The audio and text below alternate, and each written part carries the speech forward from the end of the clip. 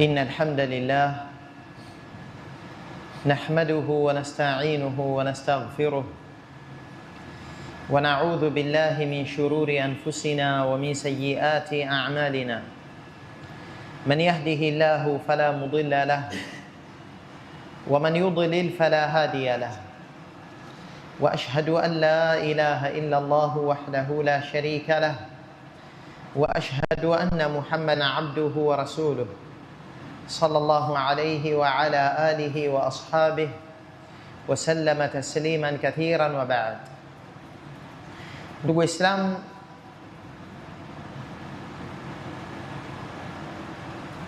darsa yetu itazungumzia ahkam za mambo ya hija, lakini zaidi itakuwa inagusia vile vitu ambavyo vinaitengeneza ibada ya hija ili likamilie jengo la hija. Hali kadhalika umra. Nini nguzo katika hija? Nini mambo ya wajibu katika hija ambayo hayo yako chini ya nguzo katika uzito na thamani, na ni yepi mambo ya sunna katika hija na umra ambayo hayo yamechukua nafasi ya tatu. Kwa hiyo darsa haitokuwa sifa ya hija yenyewe mwanzo hadi mwisho, au sifa ya umra vipi inavyofanywa umra mwanzo mpaka mwisho, bali itakuwa ni skeleton. Ni kama vile tunaliona jengo wakati lina nguzo na vile vitu muhimu ambavyo ndio mihimili ya jengo, kabla ya jengo kutiwa yale yote ambayo yanaikamilisha hali ya jengo, kama vile tofali mbalimbali na furnitures na mengineyo.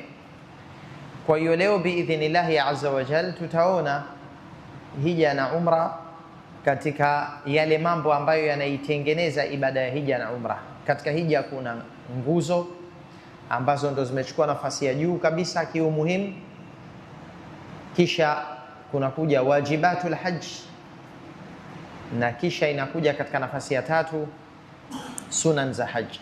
Hali kadhalika umra nayo ina nguzo zake ambayo ndiyo mambo muhimu zaidi yenye uzito mkubwa, halafu yanakuja mambo ya wajibat al-umra, mambo ya wajibu ya umra, halafu yanakuja kwa nafasi ya tatu mambo ya sunan katika al-umra.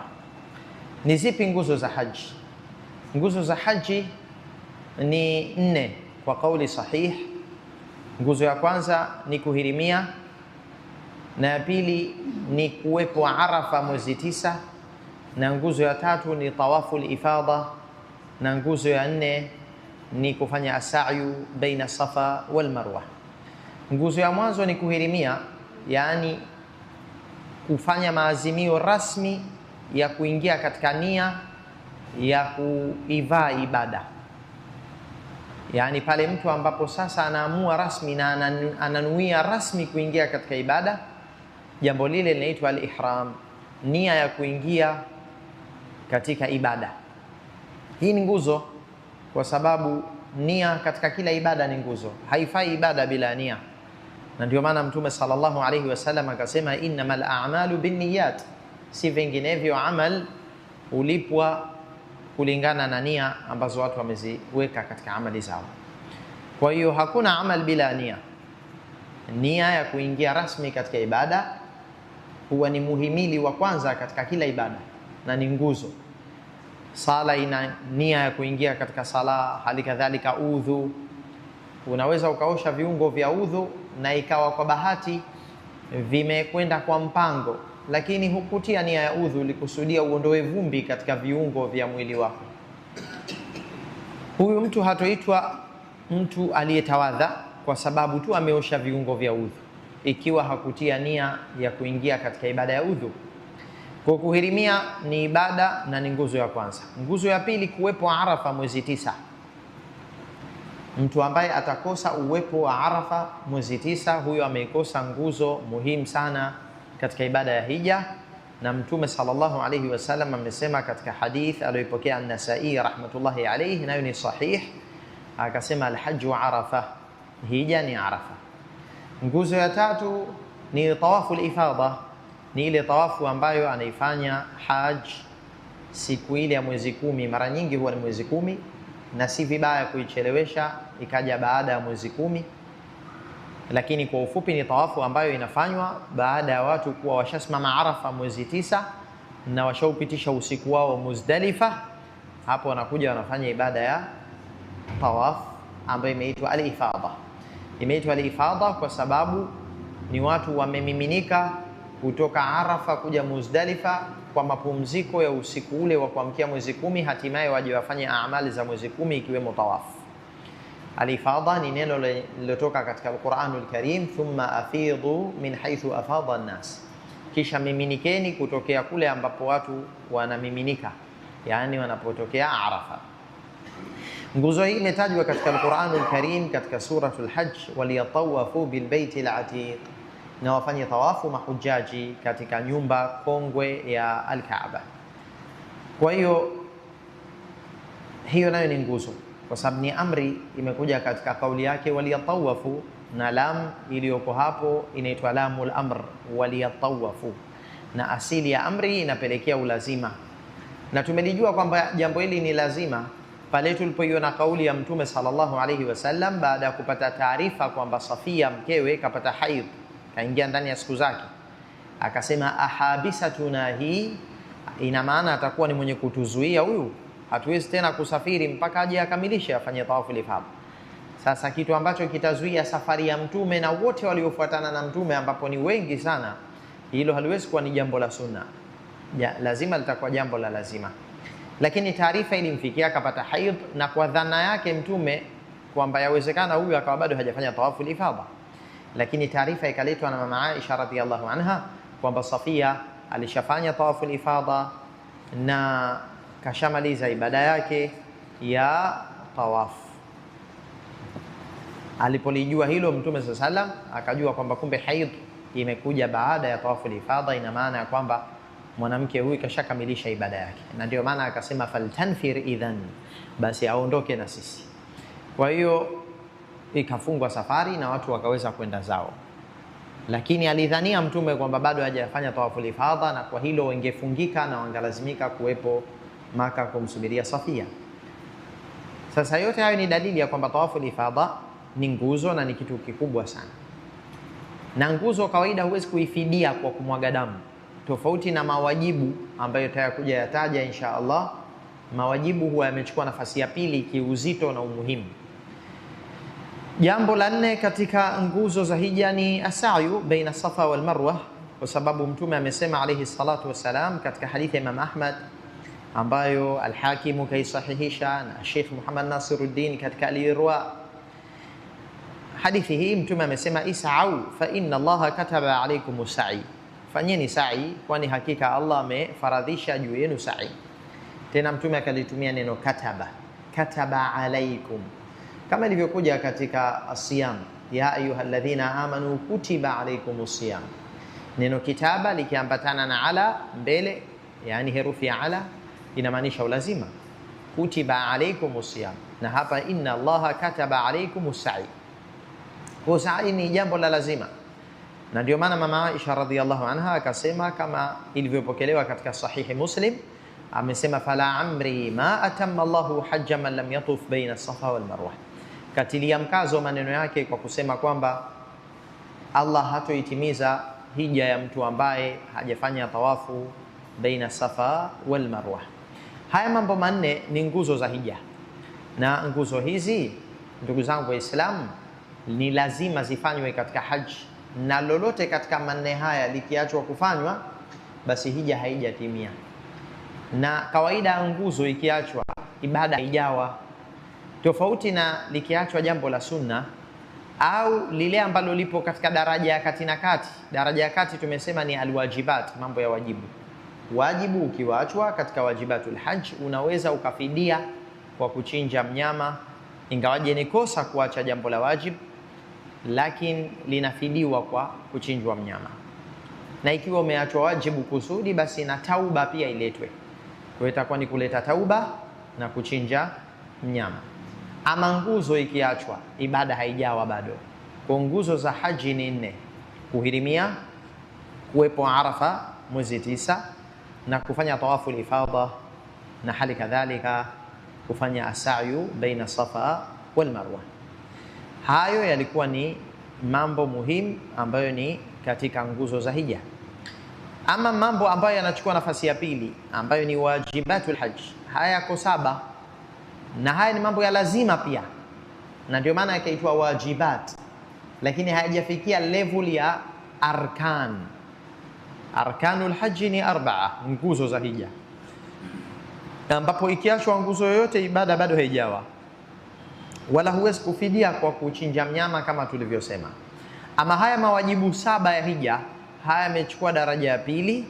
Ina maana kwamba ukiachwa wajibu wowote kati ya hayo mawajibu 7, italazimika mtu achinje mnyama na amuombe msamaha Mola wake subhanahu wa ta'ala, na ibada inakuwa na inasihi kwa kuachwa wajibu, na itamlazimu mtu achinje mnyama kama tulivyosema.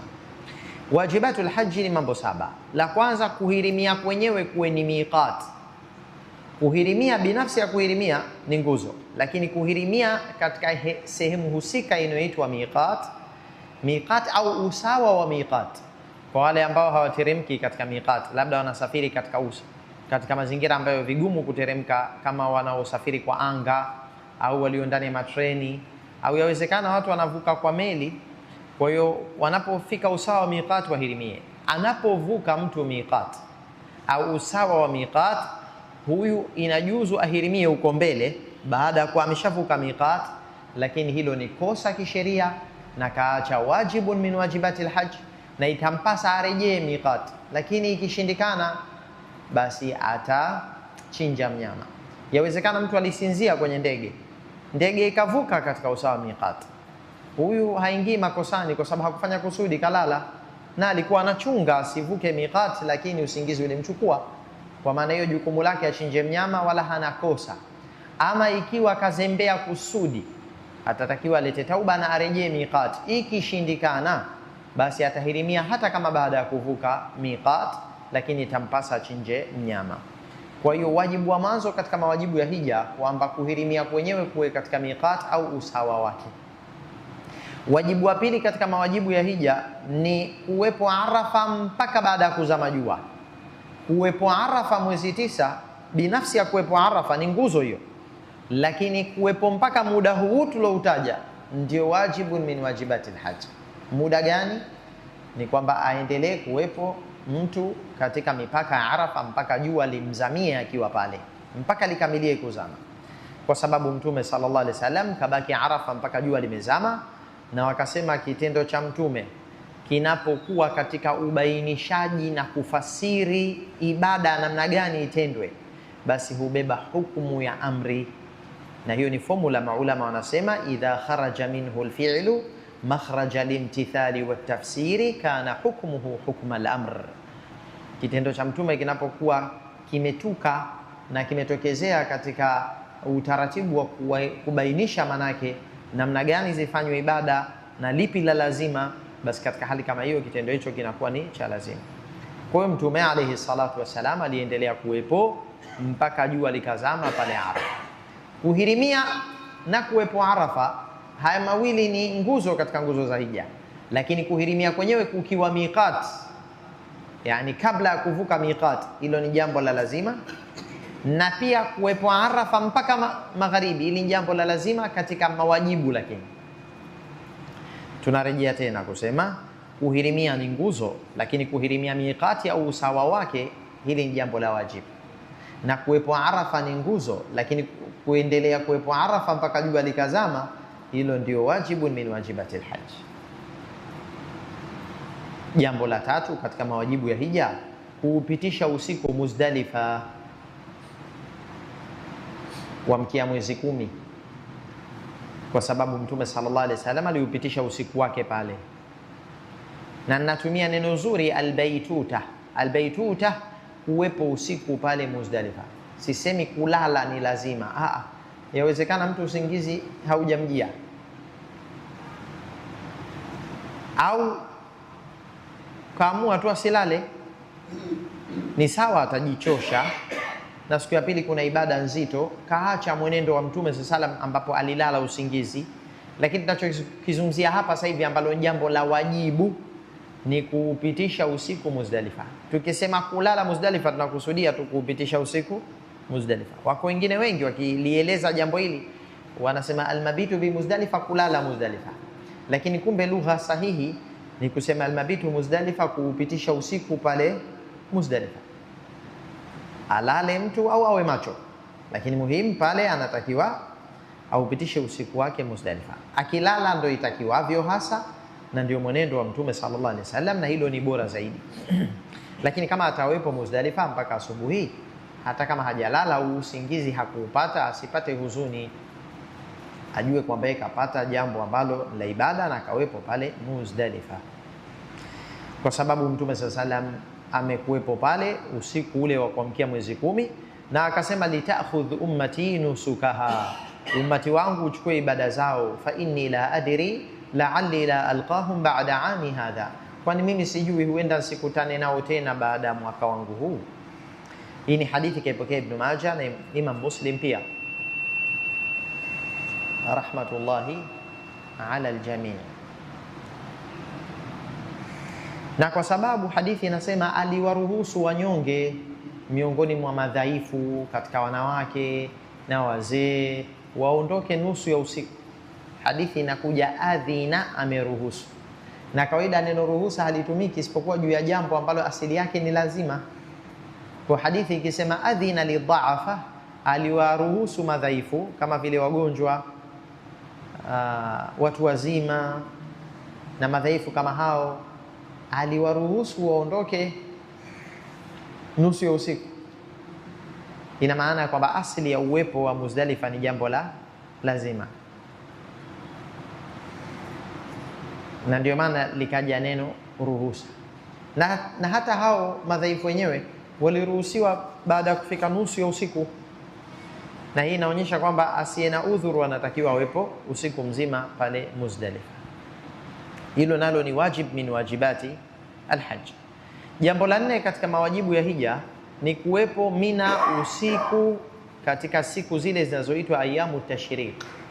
Ayamu tashriq ni mwezi 11, 12 na 13. Pale mtu akiwepo Mina, basi huwa ametenda wajib katika mawajibu ya hija, yani usiku aupitishe pale. Kwa ni makosa mwezi 11, 12, 13 mtu kwenda kulala hotelini Maka na akawa yuko nje ya mipaka ya Mina. Ama mwezi 13 tutaeleza kwamba wameruhusika mahujaji waondoke mwezi 12 kwa wanaotaka kuondoka, lakini kwa wale ambao hawakuondoka, pengine tu waliamua waendelee kubaki kupata fadhila ya ziada na kufanya kama alivyofanya Mtume sallallahu alaihi wasallam, likiwazamia jua pale watalazimika waupitishe usiku pale na hawana ruhusa tena kuondoka, hata kama wataghairi. Maana mtu yawezekana akaamua baki, lakini ilipofika magharibi akaona na yeye aondoke, hapo sheria itambana, itamwambia huna ruhusa tena kuondoka. Kama mtu kuondoka, basi aondoke kabla ya kuzamiwa na jua katika siku ile ya mwezi 12. Kwa hiyo kwa ufupi, ayamu tashriqi ni mtu anatakiwa aupitishe usiku wake Mina. Kwa hiyo mwezi 11, mwezi 10 kuamkia 11 na mwezi 11 kuamkia 12, mahujaji wanatakiwa wawepo pale usiku wao uwapitikie wakiwa Mina. Na pia kwa atakayebaki kwenye mwezi 13 kwa 12 kuamkia 13, basi usiku umkutie akiwa yuko Mina, kwa dalili ya kwamba Mtume siku zile alibaki pale Mina, na kwa dalili ya pili alimruhusu ammi yake Al-Abbas apitishe misiku yake Maka kwa sababu ya kunywesha maji mahujaji. Al-Abbas ni katika Abdul Muttalib, na hawa ndio ambao walichukua kazi ya siqayatul hujjaj, wanywesha maji mahujaji. Sasa maulama wakasema ikiwa katika hadithi limekuja neno adhi amemruhusu, inamaanisha kwamba asili ya jambo ni la lazima. Tumiki neno ruhusa isipokuwa juu ya kitu ambacho kilikuwa lazima lakini fulani akaruhusiwa. Kwa hiyo asili yake lazima, na ndio maana Abbas hakuweza kubakia Maka bila ruhusa ya Mtume sallallahu alaihi wasallam. Pia aliwaruhusu arruatu, wachunga wanyama, kwa sababu mahujaji wamekuja na wanyama wao. Kwanza wanyama wa usafiri wale kama vile ni ngamia, lakini pia wanyama wakuja kuchinjwa katika ibada ya hija. Ina maana kwamba wanyama hawa lazima wawe machungoni, sehemu ambayo watalishwa, watasimamiwa, watanyweshwa. Kwa hiyo ikawa sasa kuna watu wanasimamia kazi hiyo, wanaitwa arruatu. Arruatu ni wachunga wanyama. Arruatu na asukatu wanaonywesha watu maji, asukatu, na wanaosimamia wanyama ambao ndio arruatu, hawa wote wameruhusiwa wawe nje ya Mina, wachungaji, kwa sababu ya uchunga wao juu ya wanyama, na wanyweshaji maji ndio wananywesha watu Maka, na kule ndio kuna kisima cha Zamzam. Kwa hiyo hawa waliruhusiwa. Neno ruhusa lilipokuja likamaanisha kwamba kupitisha usiku Mina katika zile siku tatu ni jambo la lazima. Kuamkia mwezi 11 na 12 kwa wote, na kuamkia mwezi 13 kwa watakaobaki. Jambo la tano katika mawajibu ya hija ni kurembea jamarat kwa mpango.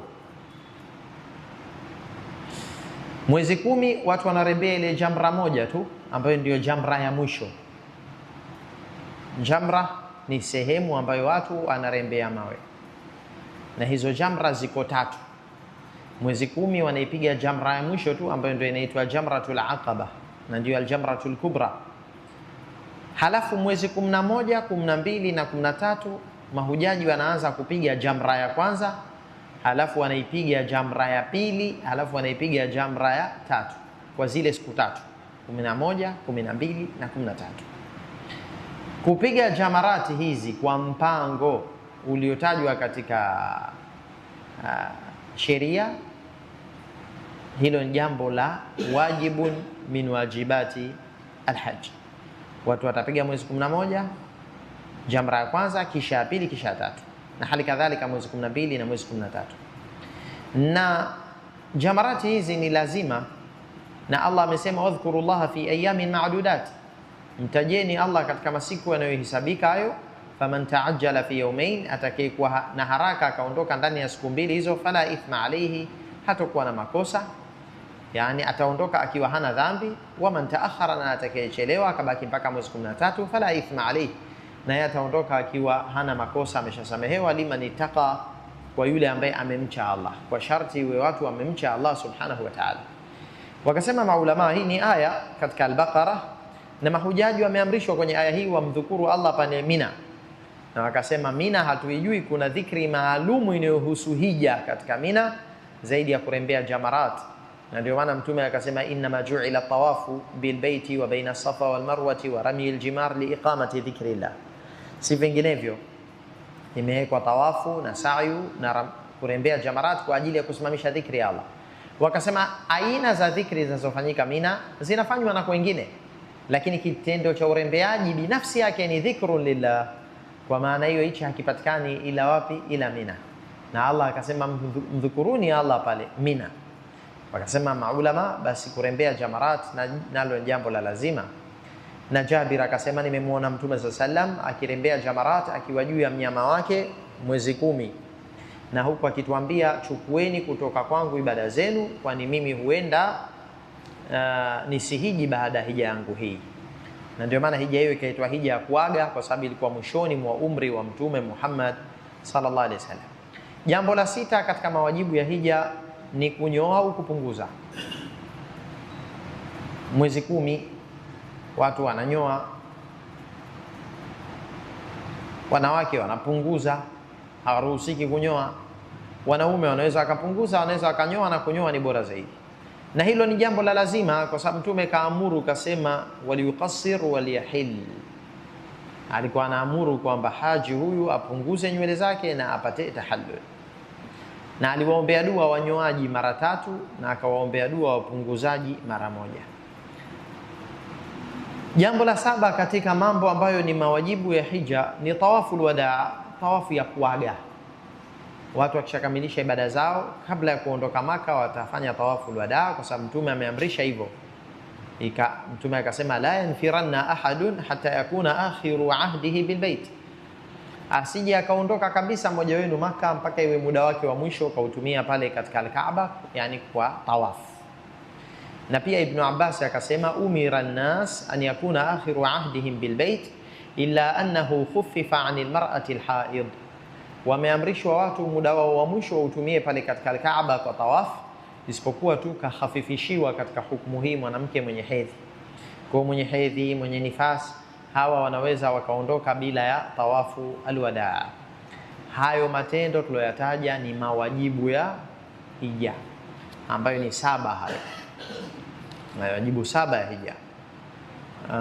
Na haya mtu anatakiwa ayafanye kiulazima, na akiwacha kusudi ataingia makosani na atastahiki adhabu, na atatakiwa alete tauba na pia achinje. La ikiwa ameliwacha moja wapo katika hayo kwa kushindwa au kwa kusahau, almuradi hajafanya kusudi, katika hali kama hiyo mtu huyu atatakiwa achinje mnyama na atakuwa hajafanya dhambi kwa sababu hajakusudia.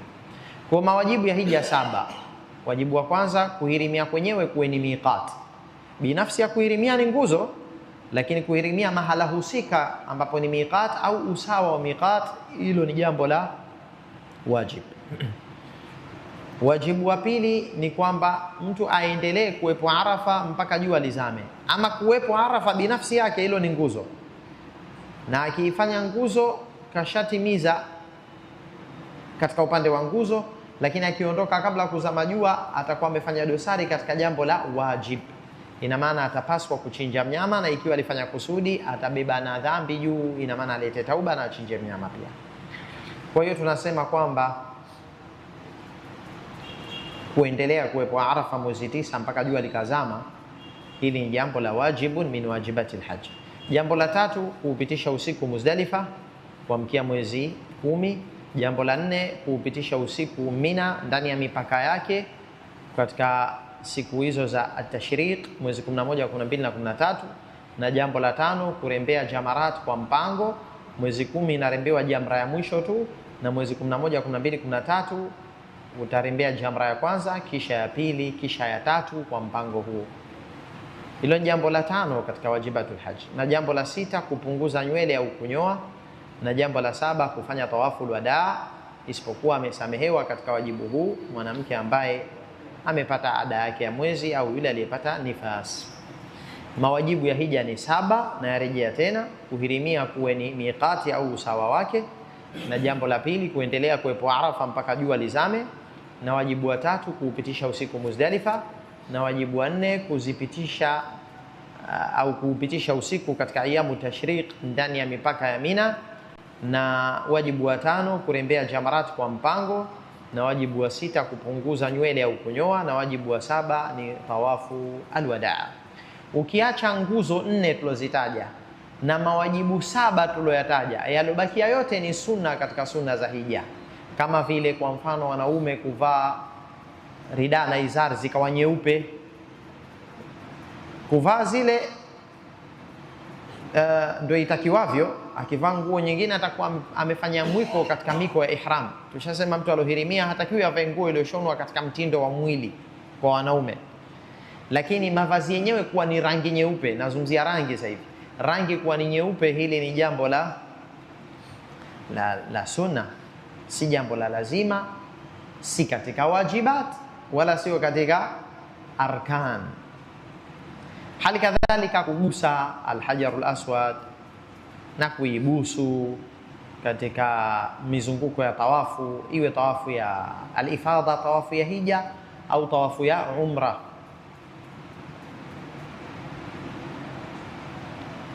Na hali kadhalika kuleta talbia labbaik allahumma labbaik, ambapo aliyehirimia umra analeta talbia mpaka anapofika usawa wa alhajar al-aswad kutaka kuanza tawafu, ndio mwisho wa talbia ya mfanyaji umra.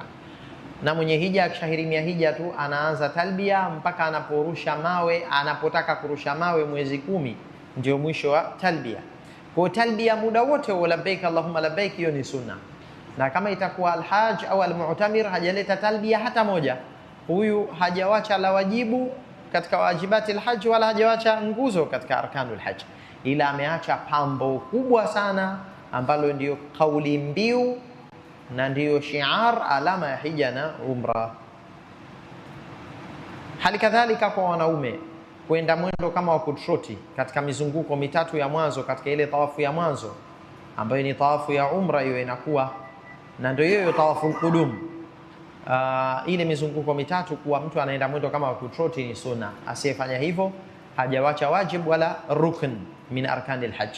Hali kadhalika wanaume kufanya rubega, wakaweka bega lao la kulia likawa wazi, hii ni sunna katika mizunguko yote 7 katika tawafu ya mwanzo. Kubusu al-hajar al-aswad, dhikri katika tawafu na sa'yu, dua, kuupanda mlima wa Safa, kuupanda mlima wa Marwa, dua zinazoletwa juu ya mlima wa Safa na Marwa, zile adhkar zinazofanywa mara 3 na baina yake zikaombwa dua, hayo yote ni katika sunanu al-hajj wal umra. Sunna ni nyingi kwa hakika, mpaka rakaa 2 baada ya tawaf, ingawaje hizi zina ikhtilafu ya wanavyoni.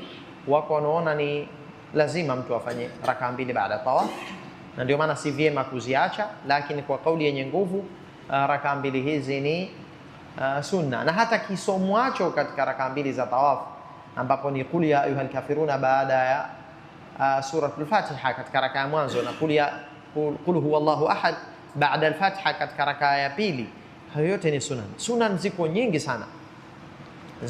sana, sunan za haji. Sasa sheria inasema atakayewacha nguzo katika zile nguzo tulizozitaja 4, ibada yake haijawa wala haijatimia. Na nguzo ya hatari kuiacha, ambayo ukiacha hiyo fursa inakuwa ishakupita, ni uwepo wa Arafa, kwa sababu ni muda maalumu. Ukimalizika tu muda wake, basi mtu atakuwa ameshapitwa na ibada kwa mwaka huo. Kwa hiyo mchana wa Arafa labda hakufika Arafa, kapotea, na usiku ule bado fursa anayo, hata akija saa 8 au 9 za usiku akafika Arafa pale, alhamdulillah. Almuhimu afike Arafa awe kashapata nguzo ile. Hata kama kachelewa kwenda kule Muzdalifa au kafika Muzdalifa karibu na alfajiri, bado sio tatizo. Au tuseme kabla ya kuingia alfajiri kwa dakika 3 tu akawahi kuingia mipakani mwa Arafa, huyo ameshaipata ibada ya haji. Kwa sababu kukosa uwepo wa Muzdalifa kunafidiwa kwa kuchinja mnyama, lakini kukosa kuwepo Arafa ni hatari kubwa sana, na hija kwa mwaka huo itakuwa mtu ishampita, ikiwa mpaka alfajiri ya mwezi 10 inaingia na mtu hajawepo Arafa, si mchana wa mwezi 9 wala usiku wa kuamkia mwezi 10, hapo itakuwa ni hija imempita kwa mwaka huo. Kwa hiyo hizo ni nguzo. Atakayekosa nguzo yote katika hizo 4, basi hija haijawa, na akikosa wajibu wote katika mawajibu hayo 7, hija imekuwa. Lakini ikiwa kakosa kusudi wajib, yatayowajibika ni mawili: kwanza alete tauba, na pili achinje mnyama ambaye ni mbuzi au kondoo waliotimiza masharti. Ama ikiwa umempita wajibu kwa kushindwa au kusahau au mfano hayo, basi mtu huyu atachinja mnyama, lakini atakuwa hakutenda dhambi. Na atakayewacha sunna, huyo hajapata dhambi, bali kakosa pambo tu la ibada yake, wala hakuna fidia yoyote. Kukosa nguzo ni hatari, kunaifanya ibada isitimie.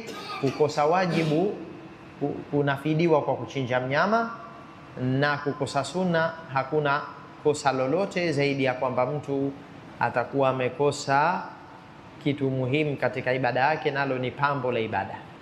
Tumezungumzia nguzo za hija, mawajibu ya hija na sunan za hija, na tumesema hatujaizungumzia hija vipi inatendwa, baada ya kitendo hichi kinakuja kitendo gani.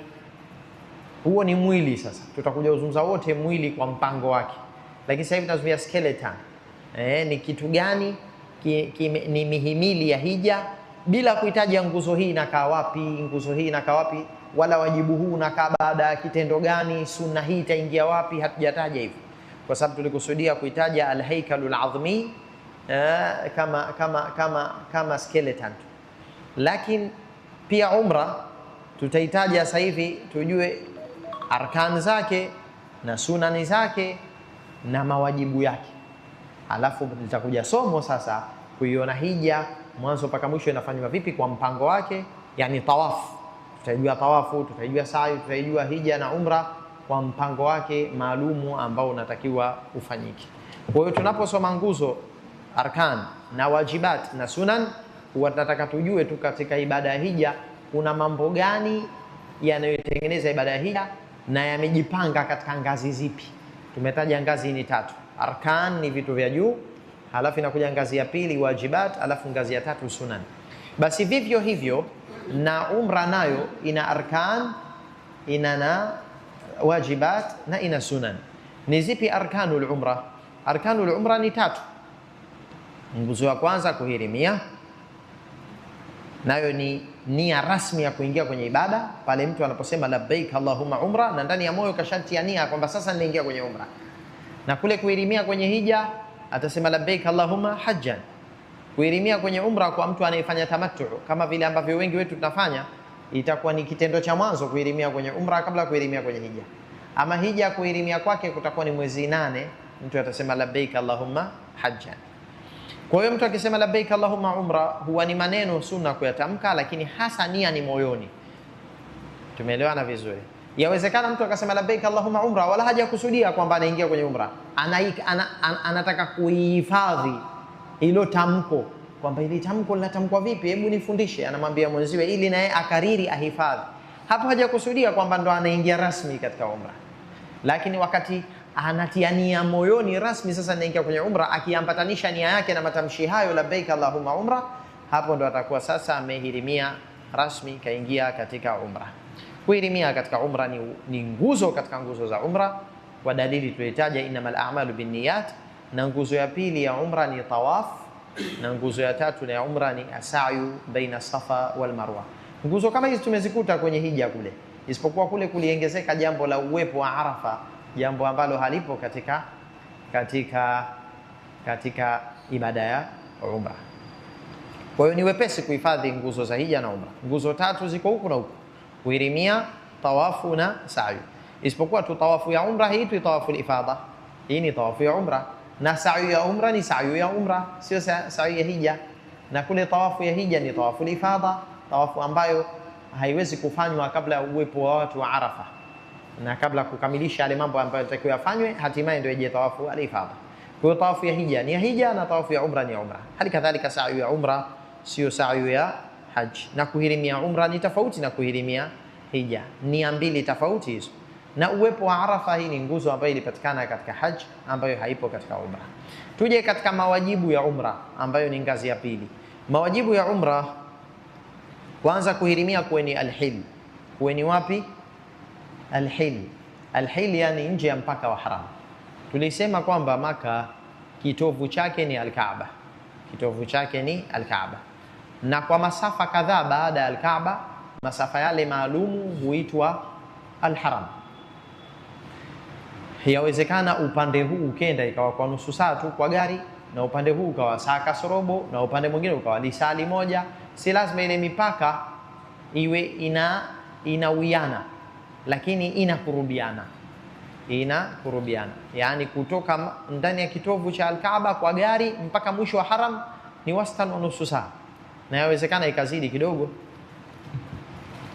Na ndio maana mama Aisha radhiallahu anha alitakiwa alipotaka kufanya umra baada ya hija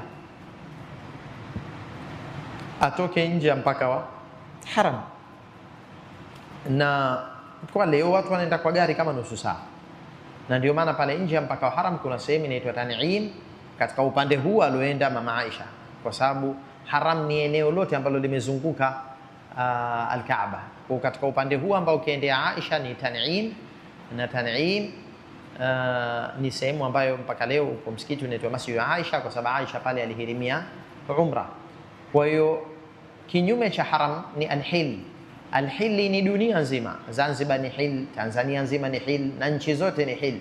Haram ni eneo maalumu ambalo ni dogo sana, kitovu chake ni Al-Kaaba kwa haram ya Makka, na ama haram ya Madina ni eneo dogo sana ambalo kitovu chake ni Al-Masjid An-Nabawi. Kwa hiyo kuhirimia hil ni katika mawajibu ya umra, iwe ni hil, kwa sababu mama Aisha kaamrishwa ahirimie tan'im. Kwa sisi ambao tuko nje ya miqat, tunaishi nje ya miqat, na miqati iko baina yetu na Maka, kwa hiyo hatutakiwi tuvuke miqati isipokuwa tuhirimie umra ikiwa tumeenda kwa nia ya umra, na miqati ni katika hil. Miqat ni katika alhil. Kwa hiyo kwa ufupi, umra haiwi ila watu wahirimie hil. Ama wale ambao wanaishi baina miqati na Maka hawatakiwi waje miqat, almiradi na wao wako hil. Na mama Aisha kwa sababu yupo ndani ya haram kwa wakati huo, alipoambiwa na Mtume sallam akahirimia hil, basi alipaswa atoke kwenye hil ili ibada ikusanye baina alhili wal haram, kuhirimia kwa hil alafu hatimaye aingie haram, kama ambavyo sisi ibada yetu inakusanya baina alhili wal haram, kwa sababu almiqati ni katika alhil, na ndio maana kuhirimia kwetu kunakuwa katika miqat au usawa wa almiqat, ili ibada iwe imekusanya baina alhili wal haram. Kwa alhil ni kinyume cha haram. Kuhirimia hil ni wajibu wa kwanza katika mawajibu ya umra. Wajibu wa pili alhalqu au taksir, kunyoa au kupunguza nywele, na unao ni jambo la wajibu. Haya ni mawajibu mawili ya umra. Kwa hiyo tumepata kujua kwamba kumbe katika umra, nguzo za umra ni nyingi kuliko mawajibu yake, tofauti na hija. Hija mawajibu yalikuwa mengi kuliko nguzo za hija, lakini hapa tumezikuta nguzo za umra ni mbili tu: kuhirimia kwenye hil. Binafsi ya kuhirimia ni nguzo, lakini kuhirimia kwenyewe kwenye hil, hili ndio jambo ambalo jambo la wajibun min wajibati al-umra. Hali kadhalika kupunguza au kunyoa nywele katika umra ni wajibun min wajibati al-umra na sio nguzo. Basi atakayeacha nguzo umra yake haijawa, labda akaacha kuhirimia, hajahirimia, hajatia nia, akifanya tawafu ni bure tu. Alafu pia mtu atakayeacha tawafu umra haijawa, au atakayeacha as-sa'i. Ama atakayeacha kuhirimia hil akaamua hirimia huku kwa haram, umra imekuwa lakini kawa wajib, na kama kafanya kusudi katenda dhambi, alete tauba na achinje mnyama. Hali kadhalika mtu ambaye kaifanya umra lakini hajapunguza wala hajanyoa, huyu umra yake imekuwa, lakini kama kafanya hivyo kusudi, itabidi achinje mnyama mtu huyu na alete tauba. Sasa basi maulama wakasema atakayefanya kitendo cha ndoa, pengine mtu kaenda na mkewe wakafanya kitendo cha ndoa kule kabla taksiri au alhalq, kabla ya kupunguza nywele au kunyoa, hili ni kosa na mtu atatakiwa alete tauba, na itamlazimu achinje mbuzi pia, kwa fatwa ya Abdullah ibn Abbas, ikiwa hayo yamefanyika kabla ya kupunguza au kunyoa. Yani kwa ufupi, kimefanyika kitendo cha ndoa kabla ya wajibu ambao ni wajibu wa mwisho.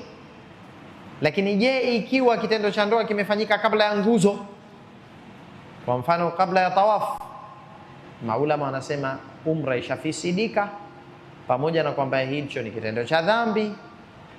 Na ikiwa kabla tawafu, basi ndio kauli ya wote katika wanavyoni. La, ikiwa tawafu ishafanyika, halafu mtu baina mume na mke wakafanya kitendo cha ndoa, halafu ndo wakafanya sayu, basi hakuna mawafikiano ya wanavyoni. Lakini walio wengi pia wakasema hata katika hali hiyo, basi pia hija ya umra ishaharibika.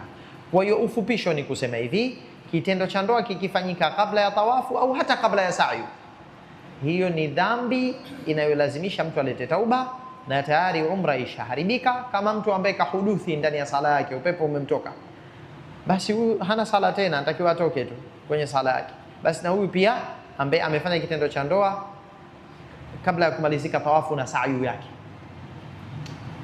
mtu huyu atakuwa ameshaiharibu ibada yake. Kinachomlazimu ni nini? Alete toba, hilo ni la kwanza. La pili, aendelee kuimaliza hiyo umra yake hivyo hivyo iliyoharibika, aendelee nayo. Na la tatu, aje ailipe. Na la nne, aje achinje mnyama. Mambo manne hayo yatamlazimu. Kwanza, aendelee na hicho ambacho kishakiharibu mpaka mwisho. Pili, aje ailipe. tatu achinje nyama, na nne alete tauba mbele ya Allah subhanahu wa ta'ala. Ingawaje ni mambo nadra kutokea, mara nyingi mtu anayekwenda kule anailinda ibada yake, na si aghlab kuingia katika kosa kama hili, hasa kwa vile mtu anajua ni kosa kubwa na linaharibu ibada yake. Lakini tunataja mimba bil faida, ikitokezea hiyo ndio hukumu yake. Mpaka hapo biidhnillahi tabaraka wa taala tutakuwa tushasoma nguzo za hija na mawajibu ya hija na sunan za hija, na hali kadhalika tushaona nguzo za hija na nguzo za umra na mawajibu ya umra.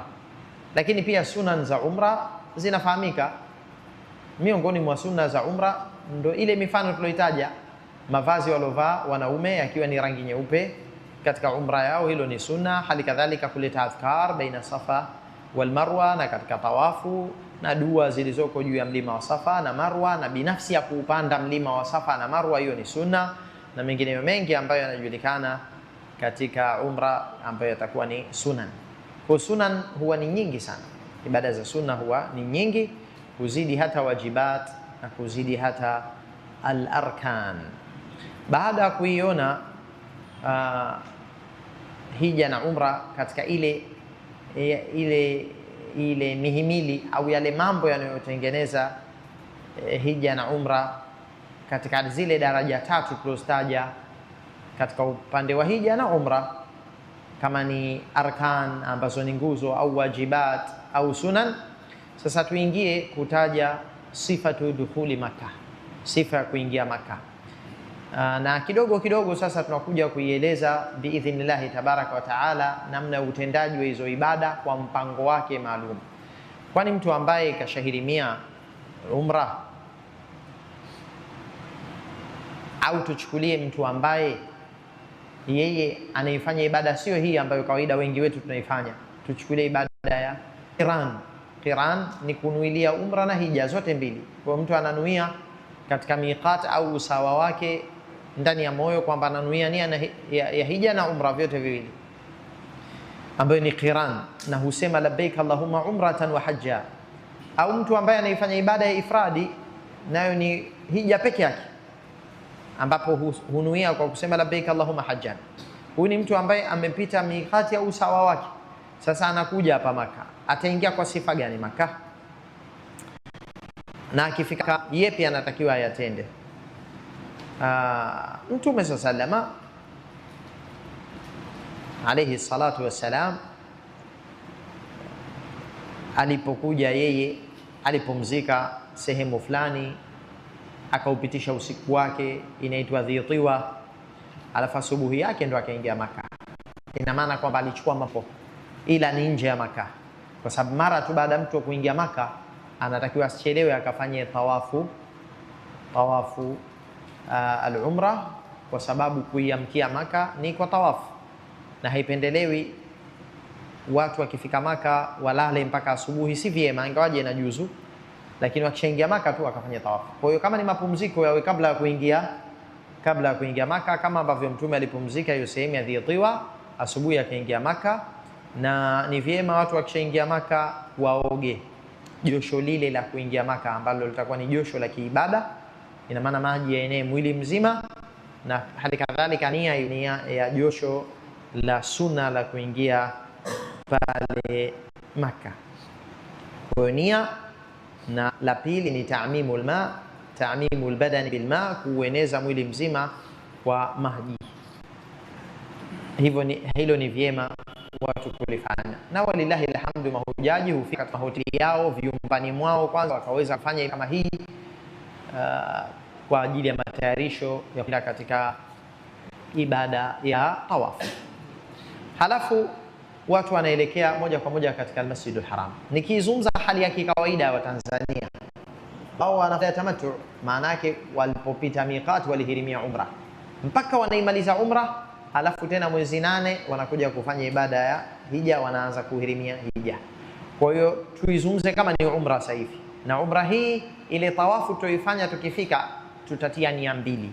Nia ya kwanza kuu ni kwamba tawafu ya lazima hii ni nguzo kwa ajili ya umra. Katika nguzo za umra moja ni tawafu, lakini pia tawafu hii itakuwa ni kuiamkia Makkah, ambalo ni jambo la al-qudum. Qudum ni kuingia pale Maka, na ndio maana kuingia kwa Maka kutamtaka mtu afanye tawaf, kama ambavyo kuondoka Maka kutamtaka afanye tawaf. Kwa kuna tawafu ya kuiamkia Maka na kuna tawafu ya kuiaga Maka. Tawaful wadai mukabili yake ni tawaful qudum. Tawaful wadai ni ya kuaga, ina maana mwisho wa uwepo wako wa Maka ukaiage Maka kwa tawafu, tena usipite muda mrefu na kuweza kuondoka. Kama ambavyo mwanzo wa kuingia Maka pia pawe na tawaful qudum. Hata wale ambao hawafanyi umra, labda ibada yao ni ya qiran, basi pia wanafanya tawaful qudum, kwa sababu Mtume kafanya tawaful qudum. Qudum ni kile kitendo cha kuingia Maka, lakini itakapokuwa kuingia kwako Maka unaingia kwa tawafu ya umra, hiyo hiyo tawafu ya umra ndio itakuwa tawafu al-qudum. Ndege wawili kwa jiwe moja, lakini nia kuu itakuwa ni nia ya tawafu ya umra, kwa sababu tawafu ya umra ni nguzo. Ina maana lazima nia hii ndio iwe nia mama. Alafu kwa sababu umeingia umefanya tawafu ya nguzo na nia yako ni kuitenda nguzo ya tawafu ya umra, basi humo tena kitendo cha kuamkia Maka kutakuwa kishapatikana. Na ndio maana mtu ambaye anaingia al-Masjidul Haram kwa lengo ambalo moja kwa moja anaingia kwenda kufanya tawafu, haambiwi asali raka 2 za tahiyatul masjid, bali tawafu yake ndio kuamkia msikiti na ndio itakuwa kuamkia Maka. Ila kila atakapokuja msikitini, hata kama kishaimaliza umra na bado hajaufikia muda wa hija, akitaka kufanya tawafu ataruhusika kufanya tawafu. Hizo ni tawafu za sunna, sasa hazihesabiki kuwa ni tawafu za umra, wala sio qudum tena, kwa sababu tayari uko Maka kisha kuwa mwenyeji wa Maka, na wala sio tawafu ya hija, kwa sababu siku za hija bado, na ndio maana anafanya tawafu na nguo zake. Lakini akiingia msikitini na lengo lake moja kwa moja anaenda kuanza tawafu, itakuwa tawafu ndio kuamkia msikiti kila muda akija msikitini. La, kama umekurubia muda wa sala, imebakia nusu saa, basi akiingia atasali tahiyatul masjid, atasubiria sala, halafu tena baada ya sala ndo ataingia katika tawafu kwa ajili ya sunna hiyo ya tawafu, ambayo ni tawafu tu, itakuwa haina sa'i, haina sa'i baina Safa wa al-Marwa. Hizo ni tawafu za sunna, watu wanazifanya katika siku zote zile ambapo wako pale, siku 6, 7, 8, na inakuwa ni tawafu bila ya sa'i. Kwa tawafu kumbe za sunna zinawezekana dhuhuri ikafanywa, alasiri ikafanywa, magharibi ikafanywa, isha ikafanywa, kila wakati kipenda kufanya tawafu. Ama sa'i hakuna, isipokuwa ni ibada iliyoko katika umra ambayo ni nguzo, au iko katika hija ambayo pia ni nini, nguzo. Au mtu ambaye atazifanya umra nyingine za sunna, kwa wale walioruhusu katika maulama, kwa mtu ambaye yuko pale labda akafanya tawafu hususan, akafanya umra hususan kama kishamaliza ibada yake ya hija kwa mfano, akataka kufanya umra, kwa hiyo itakuwa umra inabeba tawafu na sa'i yake. Kwa hiyo sa'i haiwi ila katika umra au katika ibada ya hija. Ama tawafu yawezekana ikawa tawafu ni za sunna tu, kila kati mtu anafanya mara kwa mara katika muda wowote ule, hata kama hayumo ndani ya umra wala hayumo ndani ya hija. Tuje vipi mtu anaingia msikitini, kashafika msikitini pale na huku anaendeleza talbia zake, kwa sababu mfanyaji umra tumesema akishahirimia ataanza talbia. Talbia hiyo safari nzima ya ndege ile mpaka anatua airport, anaendelea na talbia mpaka anafika hotelini Maka, anatoka hotelini anaendelea na talbia mpaka anafika al-Masjidul Haram. Akishafika pale, kile kitendo cha kuingia msikitini kitakuwa kina sunna yake, na sunna hii ni katika kila msikiti. Mambo haya yanatakiwa yafanywe. Kwanza, msikiti unaingiwa kwa mguu wa kulia, halafu ni sunna mtu aseme a'udhu billahi al-azim wa biwajhihi al-karim wa sultanihi al-qadim minash shaitani ar-rajim. Halafu pia ni sunna aseme bismillah wa salatu wassalamu ala rasulillah. Halafu na jambo la 4 atasema Allahumma iftah li abwaba rahmatik. Hii sunna haihusiani na al-Masjidul Haram tu, msikiti wowote ule ni vyema uyafanye mambo hayo manne. Uingie kwa mguu wa kulia, halafu useme a'udhu billahi al-azim wa biwajhihi al-karim wa sultanihi al-qadim minash shaitani ar-rajim. Halafu bismillah wa salatu wassalamu ala rasulillah. Allahumma iftah li abwaba rahmatik. Kitendo kimoja na maneno ya aina 3. Kitendo cha uingiaji wa mguu wa kulia na maneno yaliyosuniwa a'udhu billahi al-azim wa biwajhihi al-karim wa sultanihi al-qadim minash shaitani ar-rajim. Hayo ni maneno ya aina ya kwanza. Ya pili bismillah wassalatu wassalamu ala rasulillah, na maneno ya aina ya 3 Allahumma iftah li abwaba rahmatik. Na akitoka msikitini anatoka kwa mguu wa kushoto na atasema bismillah wassalatu wassalamu ala rasulillah, Allahumma inni as'aluka min fadlika, na anaweza akasema Allahumma asimni minash shaitani arrajim. Haya ni maneno yamesuniwa wakati wa kutoka msikitini. Anatoka kwa mguu wa kushoto, alafu anasema bismillah wassalatu wassalamu ala rasulillah wakati anataka kutoka, alafu Allahumma inni as'aluka min fadlik, na pia ni vyema ongeze Allahumma asimni minash shaitani arrajim. Hizo ni taratibu za kuingia msikitini na kutoka, iwe ni katika Masjidul Haram au misikiti mingine, na hizo ni sunna za aina 4 tumezitaja. Naam. Halafu ikiwepesika, kama tulivyosema, kabla ya kuja katika Masjidul Haram aoge. Tunakumbushia tena jambo la kuoga, hili ni jambo muhimu. Na kama imeshindikana kuoga, muda haukutosha labda, au kwa aina moja au nyingine mtu labda anaumwa, basi asiache kutia udhu wakati watu wamefika katika hoteli zao, kwa sababu wengi katika maulama wanawajibisha na wanaona ni sharti la kusihi tawafu kwa udhu, na ndio maana mtu ni vyema uchunge udhu wake. Kama utamtoka wakati kishamaliza tawafu, hata kabla ya kusali raka mbili ni sunna kwa kauli yenye nguvu, au kishamaliza raka mbili baada ya tawafu udhu umemtoka, sa'yu baina Safa wal Marwa inajuzu bila ya udhu. Ama tawafu walio wengi wanawajibisha na wanaona ni sharti la kusihi tawaf udhu, ingawaje ni masala ina ikhtilaf ya maulama rahmatullahi alayhi. Maana wako wanaosema si sharti kwa sababu hakuna dalili yenye nguvu ya kuwajibisha udhu na kwamba udhu ni sharti katika tawafu, lakini kuepuka ikhtilaf ni aula watu watie udhu. Wanaona kwamba ni lazima, wanasema kwanza Mtume Mama Aisha amesema awwalu shay'in badaa bihi hina qadima annahu tawaddaa thumma tafa bilbayt, kitu cha mwanzo ambacho Mtume alikifanya alipoingia Maka ni kwamba alitawadha kisha akatufu. Hadithun muttafaqun. Wanaona kwamba si lazima udhu, wanasema hicho ni kitendo cha Mtume, na kitendo cha Mtume hakionyeshi ulazima mpaka aamuru kwa kauli yake, kwa dalili ya kwamba kuna mengi aliyafanya katika tawafu na sa'i, lakini hayakuwa ni katika arkan wala sio katika wajibat wala sio shurut, sio masharti. Na wakasema dalili ya pili, Mtume alimwambia Aisha baada ya kupata haid, akamwambia if'ali ma yaf'alu al-haju ghayra la tatufi bilbayti hatta tathuri, fanya yote wanayofanya mahujaji ya Aisha isipokuwa tutawafu usifanye mpaka utahiriki. Maulama wakasema hii ni kesi ya haidhi, na haidhi ni kesi kubwa, hadathi kubwa hiyo. Haikutajwa hadathi ndogo hapo ambayo ni jambo linalowajibisha udhu. Jamani, hadath ni kitu ima kinawajibisha josho au udhu. Kinachowajibisha josho huwa ni hadathi kubwa, kama vile janaba, au mwanamke anatakiwa aoge baada ya kutahirika kutokana na hedhi. Damu inaweza kaisha katika, lakini bado mwanamke anahesabika huko kwenye hadathi mpaka aoge. Halikadhalika nifasi, damu ya nifasi inaweza kaisha katika, lakini mwanamke bado anahesabika yuko ndani ya hadathi mpaka aoge. Kwa kila kinachowajibisha josho kwa mwanamke kutakuwa na haidh na nifas, hayo yanawajibisha josho, na kwa mwanamume ni nini? Aljanaba.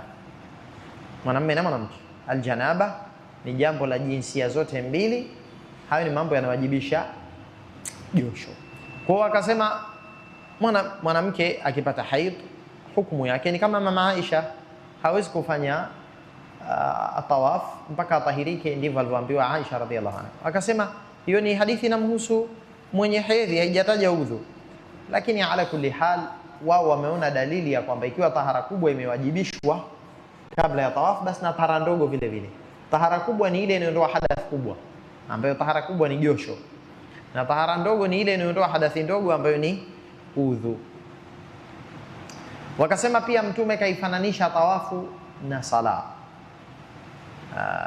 au katika hadithi hii wengine wanasibisha na maneno ya Ibn Abbas, wengine wanasibisha kwamba Mtume ndo aliyosema alayhi salatu wassalam, ambapo maneno yamekuja hivi: atawafu bilbaiti sala, kufanya tawafu katika al-Kaaba ni sala.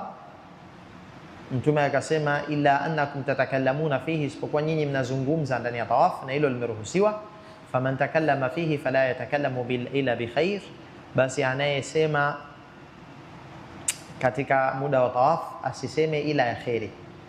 Angalia hadithi, wanasema Mtume kaifananisha tawafu na sala, akasema isipokuwa tu ndani ya tawafu watu wameruhusiwa kusema. Wakasema ikiwa Mtume kaifananisha tawafu na sala, basi tawafu iwe na udhu kama ilivyokuwa sala haisaliwi ila kwa udhu. Wengine wakasema Mtume kaifananisha tawafu na sala kwamba ule unyenyekevu, halafu kumkumbuka Allah ndani ya tawafu, isifanywe tawafu ya ghafla kama ilivyokuwa ndani ya sala. Sala ni shughuli ya vitendo vya kurukuu na kusujudu, na shughuli ya moyo kutafakari uyasemayo, na ulimi unatamka katika rukuu, unatamka kisimamoni, unatamka katika sijida, unatamka. Basi akasema pia kwenye tawafu mtu anafanya dhikri na kuwe na vitendo vya mwili wake, nayo ni ile kutembea, kuashiria kila akifika usawa al-Hajar al-Aswad. Wakasema lakini haina maana kwamba tawafu imefananishwa na sala kwamba lazima tuwe na udhu. Wakasema angalia, Mtume sikasema tawafu inaruhusika kusema, hajataja jambo la kula na kunywa. Hivi kweli tawafu inazuia kula? Kama ana njaa jamani, anaweza kala tende na huko anafanya tawafu, au ana kiu akafungua chupa ya maji anakunywa, kitendo ambacho hakimo ndani ya sala. Kwenye sala huwezi kula wala kunywa. Wakasema si kusema tu, kusema kumekuwa ni mfano mmoja wapo tu wa Mtume, lakini inajuzu kufanya mambo mbalimbali ndani ya tawafu yasiyofanywa katika sala, kuonyesha kwamba tawafu sio sala. Kwa hiyo wao wakaona kwamba udhu sio lazima. Wa ala kulli hal ni kwamba kutia udhu ni bora na ni vyema zaidi, na kwamba mtu asiwache kutia udhu wakati anakuja katika kitendo cha tawafu. Na pengine kabla ya kufanya tawafu kafika pale nje ya msikiti hana udhu, basi vyema aseme, kama anaongozwa na viongozi wake awaambie, ili wamfanyie matayarisho ya udhu haraka, wampeleka kati ya udhu, aingie ndani ya tawafu na udhu wake, ili kuhakiki kwamba haingii katika ikhtilaf za maulama. Pia watu wakishafika washaingia msikitini, wana udhu wao, wana al-Kaaba vizuri, basi wameruhusu maulama na wasema ni vyema aseme maneno kama haya: Allahumma anta salam wa minka salam fahayyina rabbana bisalam. Haya ni maneno anaweza mtu akayatamka. Allahumma anta salam, ewe Mola wetu wewe ndiye salam. Wengine wanafasiri as-salam, wewe ndio Mola mwenye amani. Wengine wanafasiri as-salam, umeepukana na kila dosari na upungufu, umesalimika na upungufu, huna upungufu Mola wetu. Wa minka salam, na amani inatoka kwako. Fahayyina rabbana bisalam. Na atahiyya asili yake ni kuombeana uhai na uzima, kama vile watu wakikutana tu wanaulizana uko vizuri, si ndio? Kawaida watu wakikutana, mzima we, mpaka maamkizi akaitwa maamkizi atahiyya, lakini asili yake ni alhaya. Fahayyina rabbana bisalam ni aina ya dua kumuomba Allah azza wa jal, na ni aina ya tahiyya, kama kwamba tunamuomba Mola wetu atupe khairi na usalama na atumiminie baraka zake na rehema zake.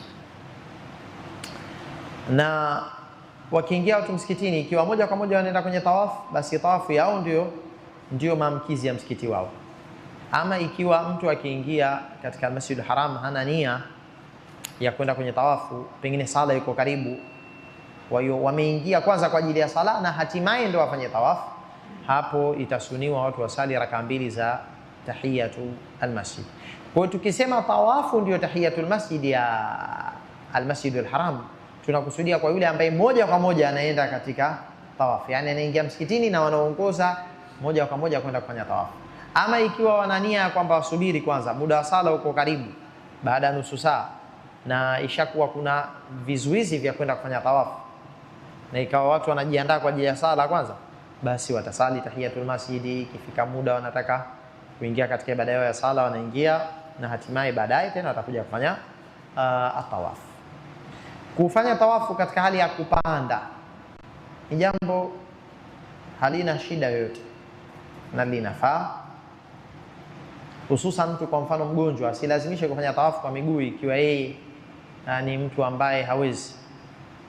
Na sa'i pia baina Safa wal Marwa, ziko wheelchairs, watu wanapelekwa kwa viti vile vyenye tairi, kuna sehemu vigari huko juu vinapeleka watu, vigari vile vya umeme, watu wanalipia. Hali kadhalika kuna kama vihonda vya chaji watu wanatumia kufanya tawafu. Zama za Mtume salamu alitumika wanyama. Ummu Salama ni mke wa Mtume sallallahu alaihi wasallam, anasema mwenyewe, nilimshtakia Mtume kwamba mimi naumwa. Mtume akaniambia, tufi min wara'i nas wa anti rakiba, fanya tawafu pembezoni mwa watu hali ya kuwa wewe uko juu ya mnyama. Anasema nikatufu siku hiyo nikiwa juu ya mnyama kwa sababu ya hali yake Ummu Salama radhiyallahu anha wa ardaha.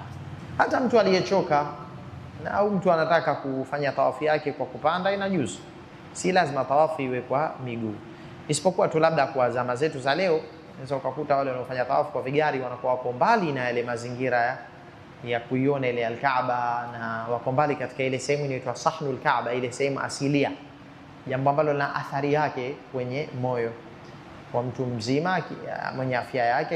Akifanya pale anahisi kama kuna athar fulani ukuruba na al-Kaaba, tofauti na zile sehemu ambazo mtu anafanywa pengine kwa vigari vya chaji huko juu, anaweza asione vizuri ile al-Kaaba katika ile mizunguko kidogo, athari ya moyo inaweza ikawa inapungua, mpaka mtu jilazimishe unyenyekevu, kwa sababu mazingira sio saidizi, tofauti na yale mazingira ambayo yapo katika pale Sahnul Kaaba.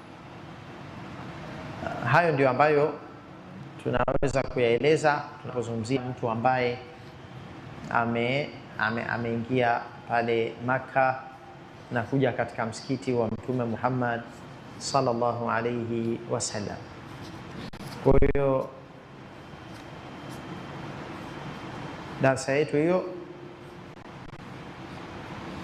ndio ambayo tumeamua kuiweka mbele yenu leo kwa ajili ya kuweza kujua ni yepi ambayo anatakiwa afanye alhaj katika upande wa nguzo na wajibat na sunan, hali kadhalika mfanyaji umra, na tushaona pia utaratibu wa kuingia Maka mpaka kufika msikitini.